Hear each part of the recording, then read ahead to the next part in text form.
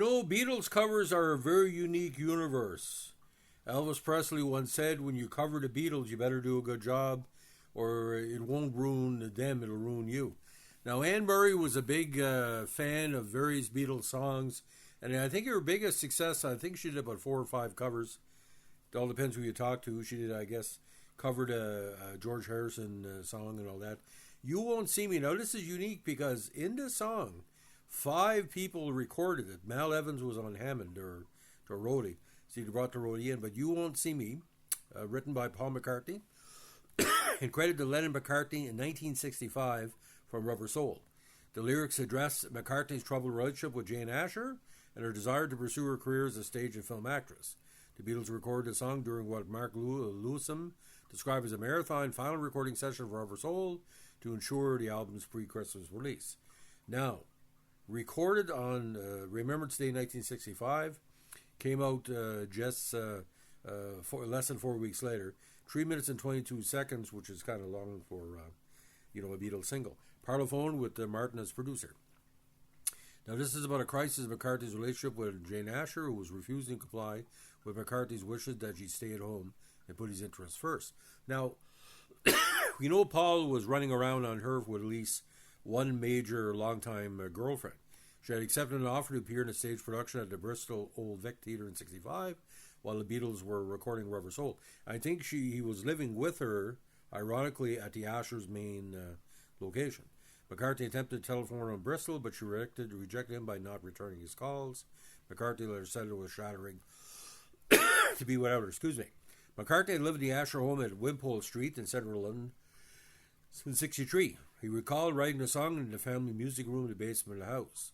His composition included a 2-note progression that I had very high in the first 2 strings of guitar, the E and B strings. He developed this by playing descending semitones on the B string while letting the top ring out. And that's why it's sort of like an up-tempo sad song. He described the song as very Motown flavored with a James Jamerson feel. He drew musical inspiration for the composition for the Four Tops UK hit single, It's the Same Old Song. During this period, McCartney also wrote We Can Work It Out and I'm Looking Through You as commentaries on his relationship with Asher. The more biting tone of his lyrics marked a change for his typical love songs in Howard Sunz's interpretation. McCartney later said of the band's approach to songwriting on Rubber Soul, we had a cute period, now it's time to expand and get real.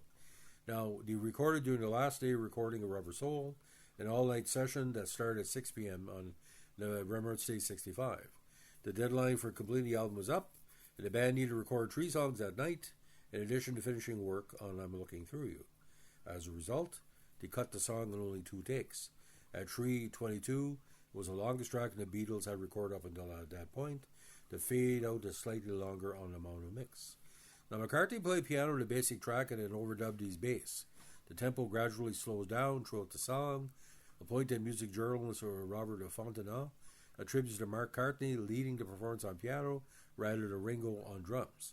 In author Jonathan Gould's description of the song, the tempo appears to drag due to McCartney's hyperactive Motown style bass line. Mal Evans, one of the Beatles' roadies, is credited on the album sleeve as having playing Hammond organ. His contribution consists solely of an A note held throughout the final verse and a coda. Gould also comments on the effect achieved by John Lennon and George Harrison's wordless backing vocals over the verses, saying that their voices represent a pair of deaf ears by embodying the girl's indifference to McCartney's complaints. Starr augmented his drum part with separate hi-hat overdub, adding rhythmic accents throughout the song. Now, Rubber Soul, released on December 3rd on Parlophone. You Won't See Me was sequenced on the 3rd track between Norwegian Wood and Norway Man. While the album was an immediate commercial success, some reviewers in UK were unprepared for the artistic progression the Beatles had made in their musical arrangements and as lyricists. I believe Rubber Soul is the best album, that's just me. Now, chart performance for the Anne Murray version, because this song was never released as a single. The Anne Murray version, again, 1974, reached number 8 on the Billboard Hot 100 and number 1 on Billboard Easy Listening. Lennon is said to have told Murray that her version of You Won't See Me was one of his favorite Beatles covers. And allegedly, he may have had an affair in the 70s, but let's leave that to the winds of time. Murray also performed a song with the rock band Chicago on her 74 TV special, Meanwhile Back in the Rockies. She later re-recorded the song as a duet with Shelby Lynne as part of her 2007 Duets, Friends and Legends album. A self-professed Beatles fanatic, Murray covered several other songs of theirs as singles, including Day Tripper and I'm Happy Just to Be Dance With You, George Harrison, of course. The soulful backing vocals was devised by Murray's backup singer, Diane Brooks. The bass line was devised by her bass player, Skip Beckwith. Now, Diane Brooks, just a little, she was a longtime American soul, R&B, and jazz singer. Soul sang with various people, the Orbiteers, the Silhouettes, with the Soul Searchers. She was on Revolution Records for a while as well, and she had various USA and American releases, mostly in the 1970s.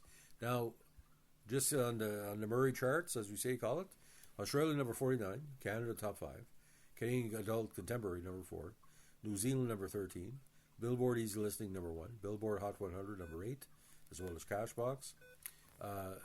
The album version is about a minute longer, 4:06, single edit, recorded in January 74 release. In April 74, back with He Thinks I Still Care, and is considered actually under the country genre. The Canadian top singles year-end 72, Billboard 54, and Cashbox 48. And this came right after I'm Gonna Sing You a Love Song. So, I mean, she was getting to have a reputation because Elton John gave her compliments. Elvis Presley said one of his favorite singers, Johnny Cash as well.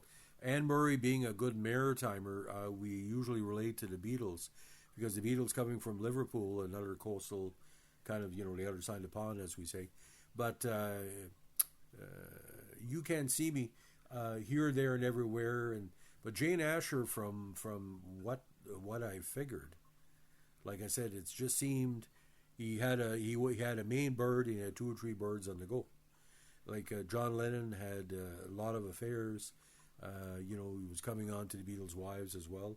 I think at one point, allegedly he was after George Harrison's wife as well, Pattie Boyd.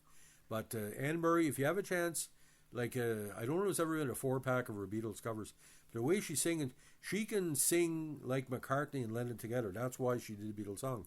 You listen to her, and her interpretation of I Only Want to Dance With You didn't really resonate as much because she had that Canadian appreciation of the Beatles, because every Canadian has sung the Beatles in her shower or in the car. That's why, we kind of missed him when he broke up. If he would have just toured Canada all the time, it would have been much better. So that's the story of You Won't See Me. No, not the John Cena theme song. If you like what you're doing with our Beatles tributes and our essays on great covers of the Beatles song, let us know what you think of our Behind the Tracks column. We're trying to get 4,000 subscribers and 2 million hits by the end of the year of the cunt face. So if you can help us out, that'd be great. By the way, Toronto Blue Jay fans, yes, we scored 40 runs against the Athletics. They brought in a Canadian player, and he was the only good player for Athletics on the weekend, and he hit a home run. So it's an interesting weekend. A Stanley Cup final starts on Wednesday, and like we say, in Northern New Brunswick, during a Beatles rally. Keep your stick in the ice. Have a good one. Bye.